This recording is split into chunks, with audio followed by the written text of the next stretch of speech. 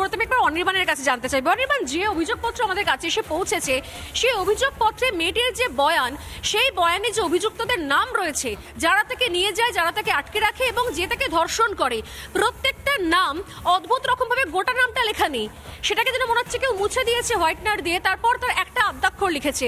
আমার একদম জানার কথা আইনের পরিভাষা থেকে, এরকম কি আদৌ কোনো নিয়ম রয়েছে যে এরকম ধরনের কোনো অভিযোগ আসলে, ধর্ষণের মতো অভিযোগ আসলেও, যে ধর্ষণ করেছে বা যে তার সহযোগী হিসেবে কাজ করেছে, যারা এই অভিযোগে সমান দোষে দুষ্ট, তাদের নাম কোথাও নিয়ে আসতে পারবে না সামনে পুলিশ, বা তাদের নাম নিয়ে অভিযোগ করা যাবে না? সেক্ষেত্রে এই যে অল্প বয়সীটা 18 বছরের মেয়ে যে অভিযোগ করছে, তার পক্ষে তো জানা সম্ভব নয়। তাহলে সে কি করে জায়েফকে জে, মনোজিৎকে এম বা প্রমিতকে পি লিখে এই অভিযোগপত্র করতে পারে থানায় গিয়ে? মানে কি আইনের কি নিয়ম রয়েছে? এরকম কি আদৌ তাদের নাম লেখা যায় না, নাকি এরকম ভাবে শর্টকাটে লিখতে হয়, নাকি পুলিশ এরকম কোনো ইনস্ট্রাকশন দিয়েছে বলে তাই সে করেছে? একটা বিষয় স্পষ্ট, তার নিজের মাথায় এটা কোলায়নি। কি করে সম্ভব এটা, অনির্বাণ? অ্যাকচুয়ালি এটাতে পুরোটাই স্বর্ণালী, অ্যাকচুয়ালি যে নিয়ম 2019 সালে সুপ্রিম কোর্টের একটি জাজমেন্ট আছে, নিপুণ সাক্সেনার জাজমেন্ট, যেখানে একটা গাইডলাইন ফ্রেম হয়। সেই গাইডলাইনে বলা হয় নির্যাতিতা বা তার পরিবার বা তার আইডেন্টিটি লুকোনোর জন্য সব ধরনের ব্যবস্থা নিতে হবে, এবং সেখানে যদি নির্যাতিতার নাম অভিযোগপত্র তো থাকবেই, সেটাকে মাস্ক করতে হবে, বা তার পরিবারের নাম বা তার অ্যাড্রেস এগুলোকে মাস্ক করতে হবে, যাতে কোনোভাবেই নির্যাতিতা কে, তার আইডেন্টিটি কোনোভাবে ডিসক্লোজ না হয়। কিন্তু অভিযোগকার, যিনি অভিযুক্ত, তার নাম যে কেন ডিসক্লোজার হবে না, সে বিষয়ে কিন্তু কোনো গাইডলাইন নেই।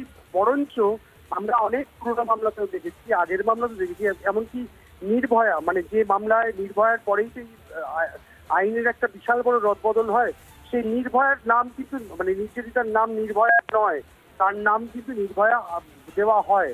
তো নির্ভয়ার কেসেও কিন্তু অভিযুক্ত যারা ছিলেন বা যারা পরবর্তীকালে দোষী সাব্যস্ত হন, তাদের প্রত্যেকের নাম ডিসক্লোজার হয়। তো এই ধরনের কোনো আইন নেই যেখানে নির্যাতিতার নাম এই অভিযোগপত্রে, যে আমি অভিযোগপত্র দেখিনি, তোমাদের মাধ্যমে জানতে পারছি, তোমাদের কাছে যে কপি আছে সেখানে নাম ডিসক্লোজার নেই। সেখানে অভিযুক্ত নির্যাতিতা, তার নাম ডিসক্লোজার হবে না, বা সেখানে মাস্ক করে হোয়াইটনার দিয়ে অরিজিনাল কপি কোর্টের কাছে জমা দিয়ে বাকি কপিতে মাস্ক করাটাই কিন্তু নিয়ম। কিন্তু অভিযুক্তর নাম মাস্ক করার এরকম কোনো নিয়ম নেই। সেটা আমার মনে হয় কেন করেছেন সেটা পুলিশ অথরিটি জবাব দিতে পারবেন, কিন্তু নির্যাতিতার নাম বা নির্যাতিতার পরিবারের নাম বা নির্যাতিতার অ্যাড্রেস মাস্ক করাই কিন্তু গাইডলাইন ফ্রেম হয়েছে। একদম একদম, অনেক ধন্যবাদ অনির্বাণ, অনেক ধন্যবাদ।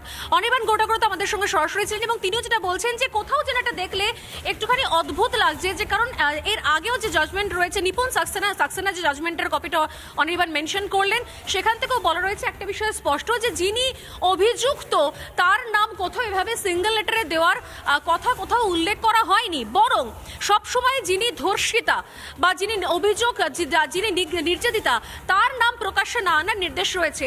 আমি আরো একটা জায়গা যেখানে ধোঁয়াশা তৈরি হচ্ছে, যেখানে কোথাও প্রশ্ন উঠছে, সেই জায়গাটাও যাবো। দেখো তবে এই জায়গাটা দেখাচ্ছি আমি, যে যেখানে ডিনোটেড অ্যাজ যে মেটের নাম বলা আছে, আমি যেটা লাল দাগ করে দেখিয়েছি, অনেকটা স্পেস রয়েছে, আমরা জানি না যে ডিনোটেড বাই জে লেখা ছিল নাকি অন্য কিছু, সেটা অন্য বিষয়। কিন্তু এইখানে একটা জায়গা প্রশ্ন উঠছে, সেটা কি রয়েছে, যে এই J entered and told everyone to sit and so we did, হলো ফুল স্টপ। এর পরের যে লাইনটা আসছে, খুব মন দিয়ে দেখো, he is an ex student as well as an official of the college। যদি আমি ধরে নিলাম যে জের কথা বলা হচ্ছে, যে জের কথা মেয়েটি লিখছে, যে যে একজন এক্স স্টুডেন্ট, স্পষ্ট, আমি আবারও রিপিট করছি, ফুল স্টপ দেওয়ার পর লেখা রয়েছে যে denoted as J entered and told everyone to sit and so we did, মানে এই যে ঘরে ঢুকলো এবং সবাইকে বসতে বললো, আমরা সেটা বসলাম। তারপর ফুল স্টপ দিয়ে লিখছে, জের কথাই লিখছে, he is an ex student as well as an official of the college, মানে যে হচ্ছে একজন এক্স স্টুডেন্ট এবং এই কলেজেরও একজন অফিসিয়াল, অর্থাৎ কলেজের একজন কোনো স্টাফ বা কলেজের হিসেবে কোনো কাজ করে। and unofficially he is the head of the TMCP unit of the college and holds much power in the college. Everyone listen to him।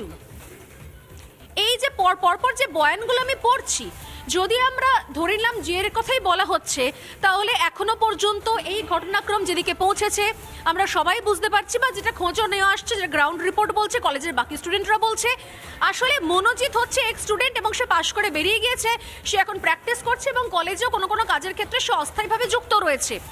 কিন্তু যে যার কথা বলা হচ্ছে, অর্থাৎ জাইব আহমেদ যার কথা বলা হচ্ছে, সেই ছেলেটি একটি 19 বছরের ছেলে, যে ওই কলেজে এখনো পড়ে, এখনো পড়ুয়া। তাহলে মেয়েটি অভিযোগপত্রে এক্স স্টুডেন্ট বলতে কার কথা বলতে চেয়েছে? জাইবের কথা নাকি মনোজিতের কথা? এই জায়গাটাও একটা কিন্তু প্রশ্নের উদ্রেক হচ্ছে। যতক্ষণ না পর্যন্ত আমরা আরো ডিটেল রিপোর্ট পাবো বা এবং সরাসরি সেই অভিযোগকারিনীর বয়ান পাবো, এবং যখন আমরা জানি যে এদেরকে এরপর কোর্টে প্রডিউস করা হবে বা এবং আজকে গোপন জবানবন্দি দেওয়ার কথা রয়েছে, আমার মনে হয় তারপর হয়তো অনেকগুলো বিষয় স্পষ্ট হবে যে আসলে সত্যি সত্যি এইখানটা আমরা যা দেখছি সেটাই আসলে দেখছি, নাকি এখানে অন্য কোনো কারচুপির জায়গারও অবকাশ থাকছে। তারপর তাহলে এটা স্পষ্ট হবে। পায়েল। একদমই স্বর্ণালী, ধন্যবাদ তোমাকে।